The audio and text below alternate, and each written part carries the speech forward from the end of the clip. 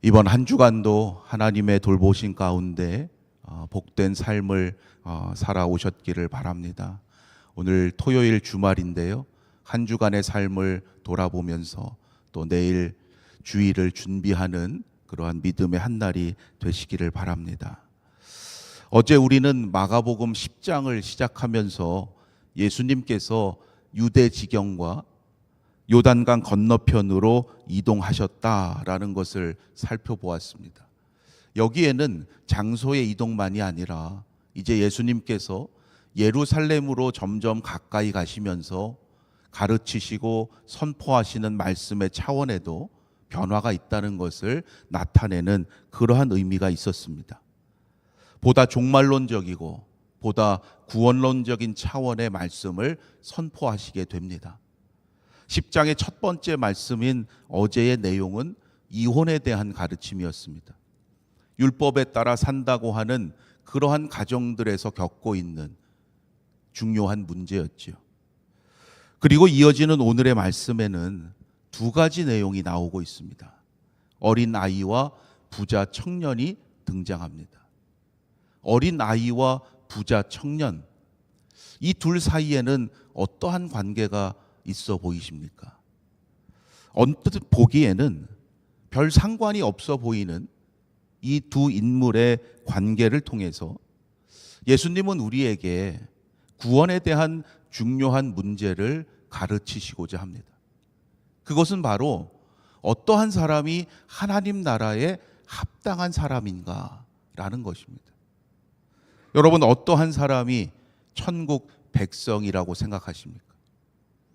우리는 이 땅에서 하나님의 부르심을 받고 또 영생을 얻어서 천국 백성이 되었다고 믿고 살아가고 있는데, 과연 그렇게 합당한 삶을 살아가고 있는지 다시금 돌아보아야 합니다.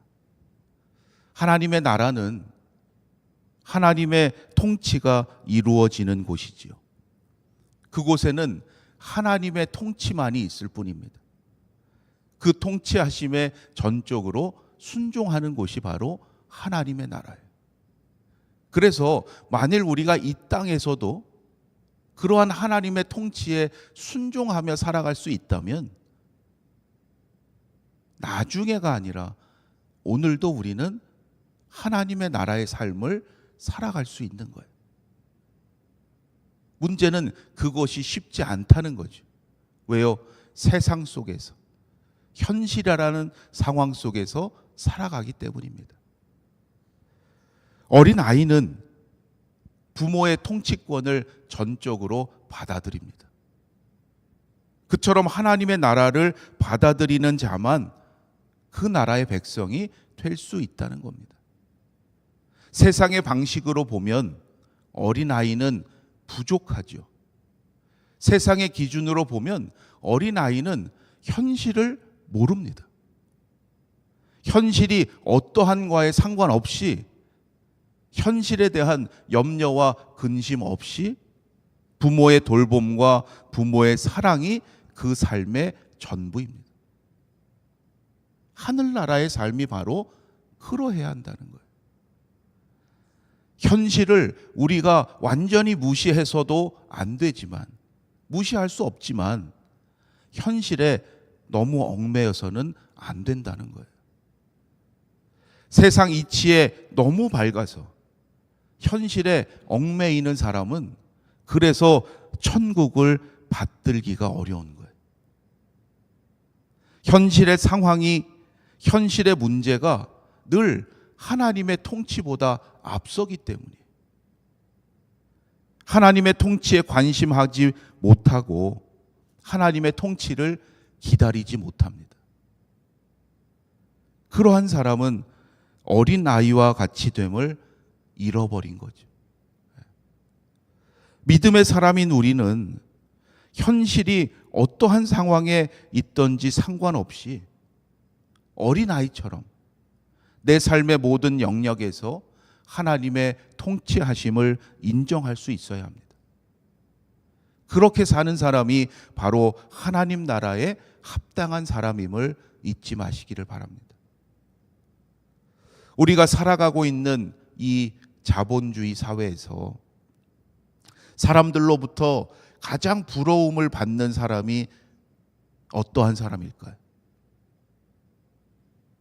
아마도 부자이겠죠. 재물이 많은 사람, 돈을 많이 벌 수 있는 사람, 세상은 그 사람을 부러워합니다. 한때 유행하던 말이 있죠. 조물주 위에 뭐가 있다 그래요? 건물주가 있다는 말이 나와요. 그래서 그러한 말이 나오는 거 아닙니까? 어린 아이에 이어서 등장하는 주인공은 바로 부자 청년이에요. 세상에서 가장 부러움의 대상이 되는 사람이 부자이라고 하는데, 그 부자 중에서도 게다가 젊은 부자라고 한다면 이 사람은 사람들로부터 야, 가장 복받은 사람이다 라고 할 수 있는 사람이에요. 그러나 하나님의 나라의 관점에서 보면 이 젊은 사람은 안타까움의 대상이에요. 이 사람은 자기 생각에는 율법을 잘 지켰다고 했지만 참된 기쁨과 평안이 그에게는 없었어요. 그래서 예수님을 찾아와서 물었던 거예요. 내가 무엇을 해야 영생을 얻겠나이까? 예수님은 이 부자 청년에게 파격적인 말씀을 하시죠. 가서 내게 있는 것을 다 팔아서 가난한 자에게 주라. 그리하면 하늘에서 보화가 내게 있으리라. 그리고 와서 나를 따르라. 여러분이 이 부자 청년이라면 어떠한 생각이 드시겠습니까? 예수님, 말씀하시는 의도는 알겠는데, 그 취지는 알겠는데 현실적으로 불가능한 거 아닙니까? 그렇게 묻지 않겠어요? 여러분, 우리도 몰라서 못하는 게 아니죠. 현실을 핑계하는 거예요. 현실의 벽에 막히는 거예요. 그런데 여러분, 21절 말씀을 다시 한번 보십시오. 예수님께서 이 부자 청년에게 왜 이 말씀을 주셨다고 했습니까? 사랑하사예요.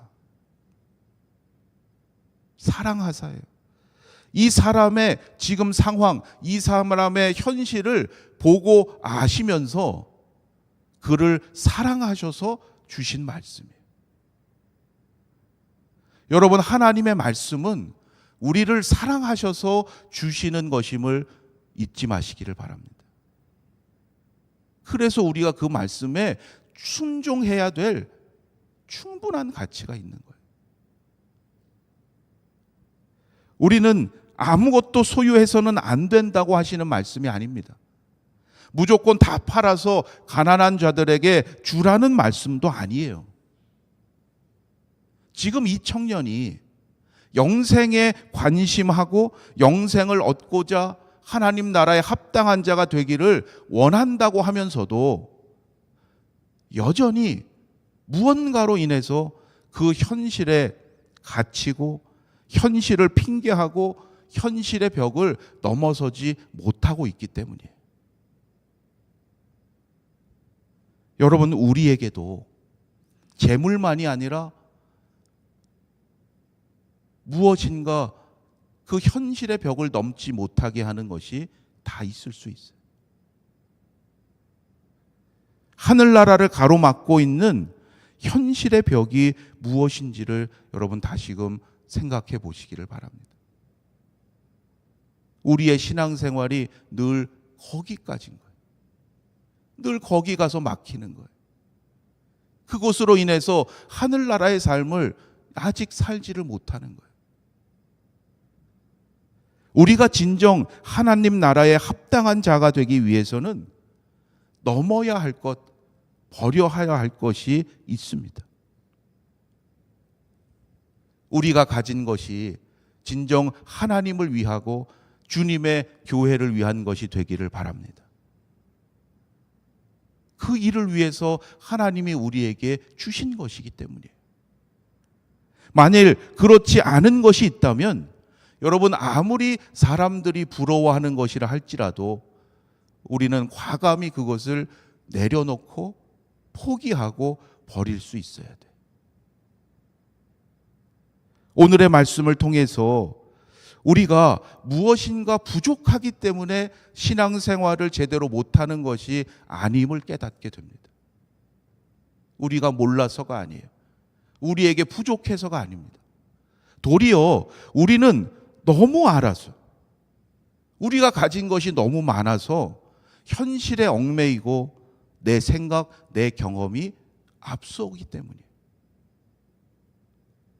그러한 면에서 우리가 지금 사순절에 예수님의 십자가와 고난을 묵상하면서 절제와 금욕의 삶을 살아간다는 것은 매우 중요한 의미가 있는 거예요. 늘 우리는 무엇인가를 얻기 위해서 하나님 주시옵소서 기도하지만 여러분, 이 사순절만큼은 내가 포기하고 버려야 할 것이 무엇인지를 기도하시기를 바랍니다. 여러분, 부에 대한 집착을 버리면 하나님의 은혜에 대해서 더욱 민감해집니다. 현실에 대한 염려를 버리면 영혼에 대해서 보다 관심하는 사람이 됩니다. 오늘도 우리를 사랑하셔서 이 귀한 말씀을 듣게 하신 하나님의 뜻을 깨달으시고 어린 아이와 같이 다시금 우리의 모든 것을 하나님께 맡기고 힘차게 세상을 향해 나아가는 하나님의 자녀들이 다 되시기를 주님의 이름으로 축원합니다. 기도드리겠습니다. 하나님, 저희들을 사랑하셔서 이 귀한 말씀을 듣게 하심을 감사합니다. 어린 아이와 같이 모든 것을 하나님께 맡길 수 있는 믿음을 주시옵소서. 삶의 현실과 현실의 문제 앞에 좌절하고 넘어지지 않게 하시고 모든 것을 넘어서게 하시는 하나님의 능력을 체험하며 힘차게 세상 속에서 믿음의 사명을 감당하는 저희들 되게 하여 주시옵소서. 부족한 것 받기 위해서만 기도하는 자 되지 않게 하시고 하나님께서 이미 주신 많은 은혜들에 감사하며 그것으로 더욱 하나님을 위하여 주님의 교회를 위하여 충성을 다할 수 있도록 인도하여 주시옵소서. 이번 사순절 기간 동안 예수님의 고난과 십자가를 묵상하면서 더욱 주님 앞에 버려야 할 것, 내려놓아야 할 것을 깨닫게 하셔서 이 땅에서 진정 하나님의 나라의 삶을 살아가는 자 되게 하시고 하나님께 영광 돌릴 수 있도록 인도하여 주시옵소서. 이 시간 병상에 있는 환우들을 위하여 기도합니다. 모든 것 주님의 손에 달려 있음을 고백하오니 하나님, 그 영혼을 사랑하셔서 끝까지 지켜주시고 오직 하나님의 선하신 뜻을 이루는 믿음의 인생 되게 하여 주시옵소서. 앞으로의 모든 삶도 오직 하나님께 맡기오니 하나님 예비하신 형통함을 누리는 믿음의 가정들 되게 하시고 자손 대대로 하나님을 경외함으로 하나님의 놀라우신 역사를 이루어가게 하여 주시옵소서. 지난 한 주간의 삶도 하나님의 돌보심 가운데 감당케 하심을 감사하며 또 내일 주님의 날 주일을 준비하며 기대하는 복된 한 날 되게 하여 주시옵소서. 모든 것 감사드리며 우리 주 예수 그리스도의 이름으로 기도드립니다. 아멘. 하늘에 계신 우리 아버지여, 이름이 거룩히 여김을 받으시오며 나라가 임하시오며 뜻이 하늘에서 이루어진 것 같이 땅에서도 이루어지이다. 오늘 우리에게 일용할 양식을 주시옵고 우리가 우리에게 죄 지은 자를 사하여 준 것 같이 우리 죄를 사하여 주시옵고 우리를 시험에 들게 하지 마시옵고 다만 악에서 구하시옵소서. 나라와 권세와 영광이 아버지께 영원히 있사옵나이다. 아멘.